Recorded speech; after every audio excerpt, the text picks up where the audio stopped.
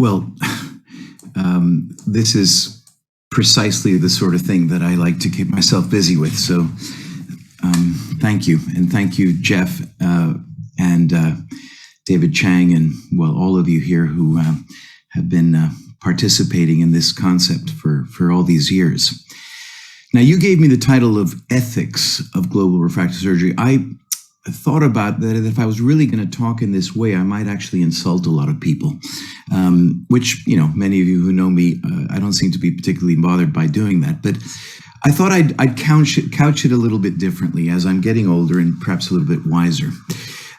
These are my financial disclosures, and, you know, how do they relate? Well, yeah, I kind of was quite involved in developing SMILE, which I'm going to mention is one of the key, I think, ingredients in addressing global refractive error. But, you know, I just want to say that before anything, I graduated from medical school here in England from Cambridge in 1989. I did my house jobs. And then I did an emergency medicine residency for a year because I wanted to become a real doctor.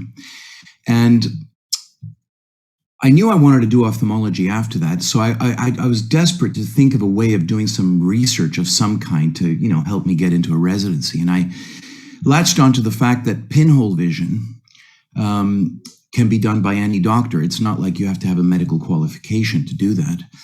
And so I had this idea of looking at all of the elderly patients coming into the emergency room and seeing whether they had their spectacles with them or not, and then what their pinhole vision was, and then to try and define the difference between their spectacle-corrected vision and their pinhole over the spectacles as a correctable, undetected visual acuity deficit, so a QVAD. And so I eventually co-opted a bunch of my co-residents, and I said, if you get one patient to fill out one form, you can have your name on the paper, and I'm going to put you in order according to how many forms you got filled out for the study.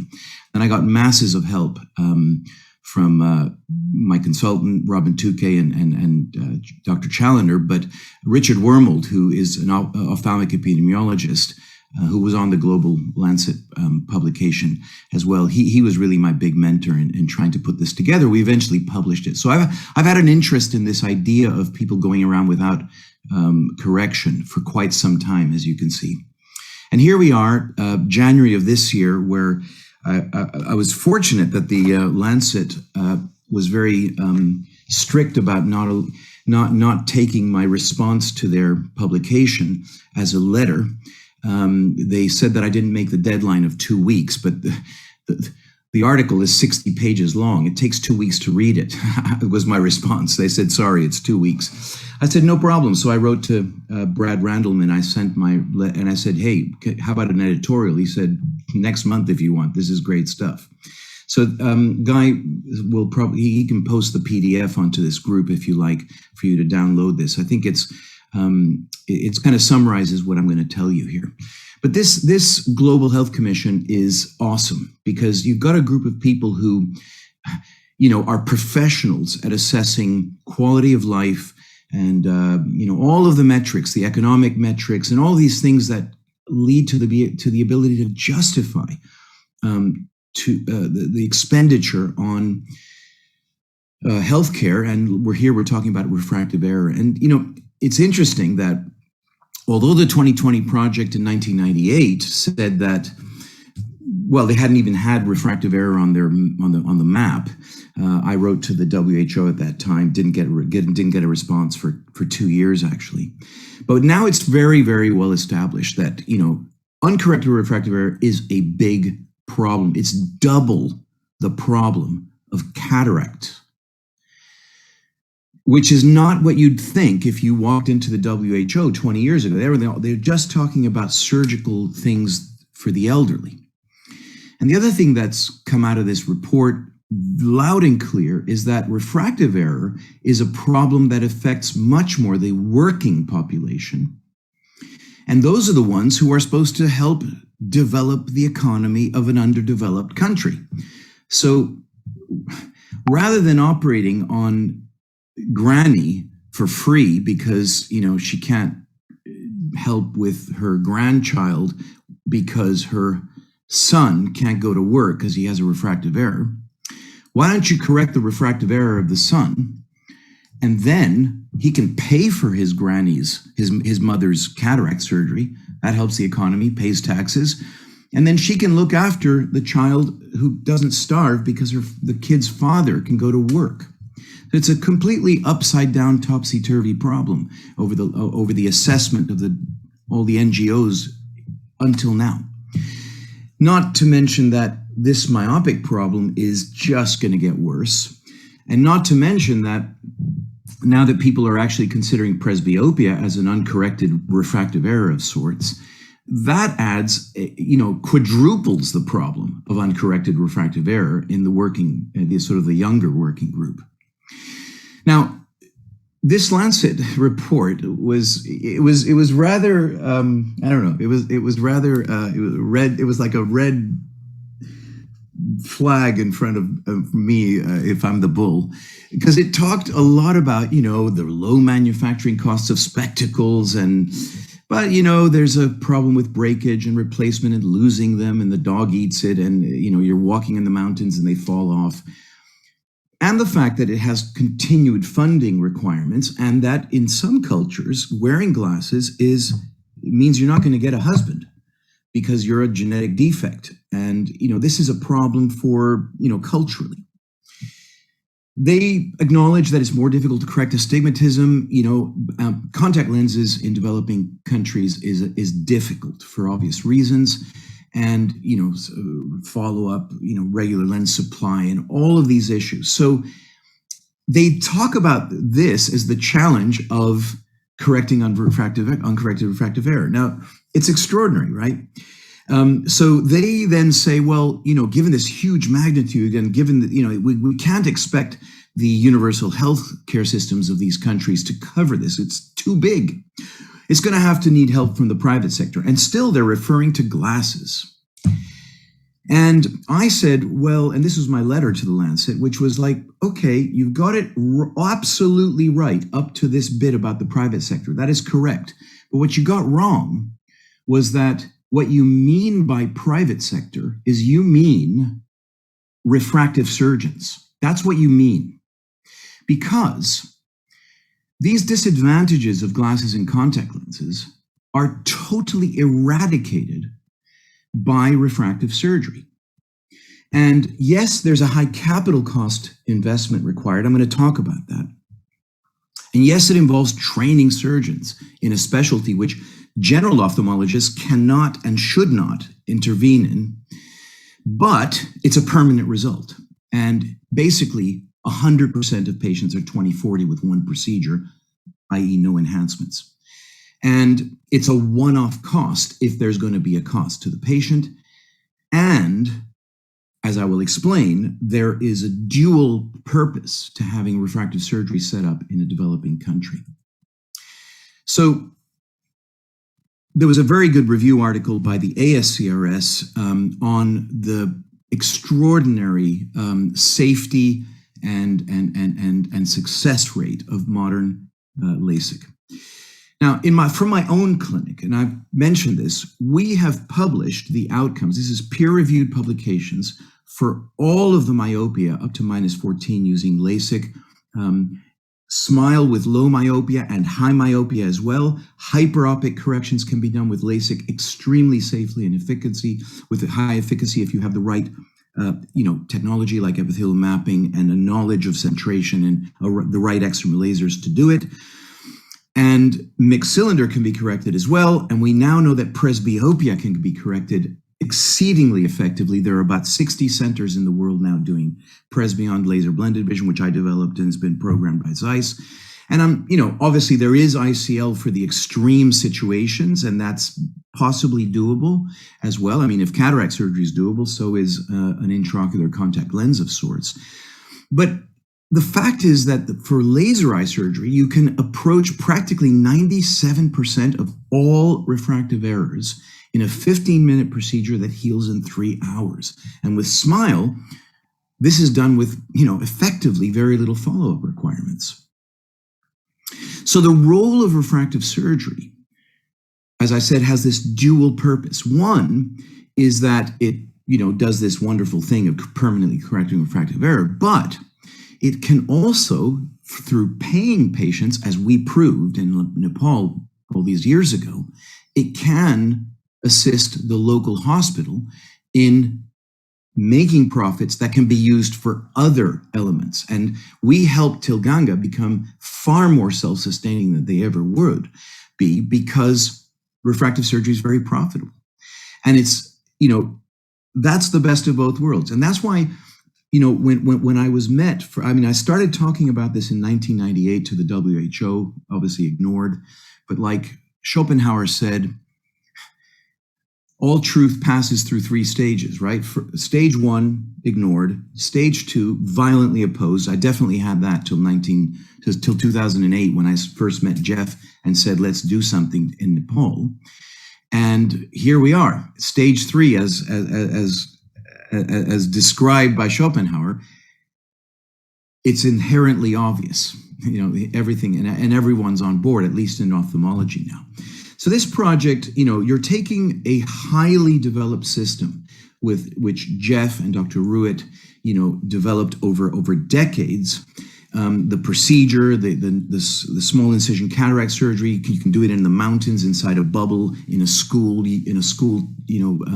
classroom, adapted, and a very, very beautifully, USAID supported built hospital in the middle of fields with cow dung and everything around it, but a beautifully clean, sterilized, modern facility. And so I was very inspired, and I decided to call upon some of my wealthier patients here in London, and I invited them to the Royal Institution, which is this several hundred-year-old scientific institution where all the great, Boyle and all these people gave their lectures. And I said, look, we're gonna launch this thing. We're gonna test if it's possible to spend the money to make this work, because I'd been told so many times that it was crazy, and I was just doggedly determined to try it. And I put most of the money in myself because I didn't want to get egg on my face asking others for money. But we established this center with this mission statement, and we were dedicated to the fact that we needed to see whether refractive surgery could be done in a country that was exceedingly poor. And at Tilganga, they already had the systems in place for these specialized people to interview these patients and work out whether they can pay a little bit or pay proper, or where they're not going to be able to pay anything.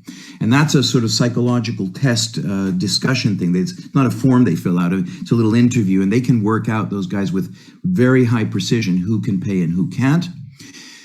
Here, we did the finance. All of this is published in our paper in JCRS, but we got a ton of help from USAID, but I put in most of the cash up front, and a couple of patients put in a little bit as well, just to share the burden. There was the old Tilganga Hospital, not next to the one that you saw the beautiful picture of, and we sort of, it looked awful, but I mean, there we are. That's what we started with, and with the money from USAID, boom, we turned it into what looks like a modern facility in any modern refractive surgery clinic anywhere in the developed world. And the OR was equipped through, we paid for these lasers, a Visumax and a MEL 80 with the CRS Master, with topography guided treatment, with Presbyon. In other words, Kishore, once we set him up, was operating at a higher standard than anyone in the United States. Anyone. Because he had SMILE, he had a Visumax, and he had a topography guided, wavefront guided, and he had Presbyon, all in Nepal in 2012, where, a lot of these things are still not approved in the States to the extent that Kishore had. He had epithelial mapping, he had back surface screening, phoropters, he had digital charts with contrast sensitivity measurements. This was done at the high end. We didn't want to do this, kind of like quick and dirty. This was supposed to be the same standard as that which we taught Kishore here in London. So we, the percentage of profits that went into, each of the expenses were clearly marked. And as Jeff just said, because of the earthquake and fuel shortages and electricity demands, which were totally erratic around that time, the needs of the hospital became so desperate that actually the profit of the refractive surgery center ended up saving the hospital in some ways. But of course, it diverted from our original goals of being able to deliver refractive surgery to people who were too poor to afford a pair of glasses. We published Keyshore's outcomes in a peer-reviewed journal, and they were superb, and I'm going to go through that during the training lecture. And so I think that, we demonstrated that high-quality laser eye surgery can be established in a very underdeveloped environment, Nepal, the second poorest country on the planet at the time. Yes, it requires this injection of capital investment, but we demonstrated that it can very quickly become a profit-generating center and therefore self-sustaining. Our project, was pioneering and risky, and we could have lost all of it, and that was worth taking the risk because it worked. But it would have been worth it if it hadn't worked, because then everyone would have said to me, "We told you so." But the fact is, in one microcosm, we did this. And I know that Nathan, who's online here, was inspired by our talking about this to do exactly the same thing at what he was setting up already in the Andes in Peru. I'm going to talk a bit about them as well. And the fact is that SMILE has this potential, because it's a keyhole procedure, it's a 2mm incision. This is it. This is it. This is all of the benefits of LASIK versus PRK, with fast healing, no moving parts, and therefore no flap slip and all these other things that need managing over time. Yes, however, microkeratome LASIK is way less expensive to deliver and exceedingly safe and good if you're an expert trained Hansatome user, for example. So that's not to be discounted, but there we are. And as I will talk in my second talk in the second half of this great symposium, I'm going to talk about the concept of surgeon training, because obviously that is the key to this working. Because if you're opening refractive surgery in a developing country that doesn't have access to this yet or has never seen it before, and you get bad outcomes off the bat, the program is over, because public confidence goes out the window, and it would take you a decade to erase the bad publicity. So training, high standards, best equipment, not secondhand old stuff, the best equipment, the best training, the safety measures, and that's the issue. So, I glean from that what would be the ethical considerations of not doing that. And my message to the 2020 project was that, yeah, you made a lot of progress, but can you please apply the same techniques of Callies and Dallies and all these things that you like to measure, but could you do that for refractive surgery as a serious option, which is way better than glasses and contact lenses? Obviously glasses doesn't work because cheap glasses have been available for 30 years. And let me see. Half of the global impairment is because no glasses. So it doesn't work. You got the cheap glasses, but it doesn't work. The proof is it's got to be refractive surgery. So you guys need to calculate all this stuff for us, because once you do that, it's going to become patently obvious that this is the kind of investment that needs to go in to developing countries. And it might mean that cataract surgery becomes a paid procedure because now people can afford to do it, like I said, rather than giving all the money to the people who aren't really contributing to the economy and to the growth and sort of the way that onions out. And so, the refractive surgery community needs to be awake, and they need to be excited about this, because yes, it's a very profitable thing to do in the middle of London here, and it's wonderful. But the joy of seeing people who walked around with a -4 their whole life is, I think, somewhat like the joy of taking blind people and giving them sight through cataract surgery. Thank you.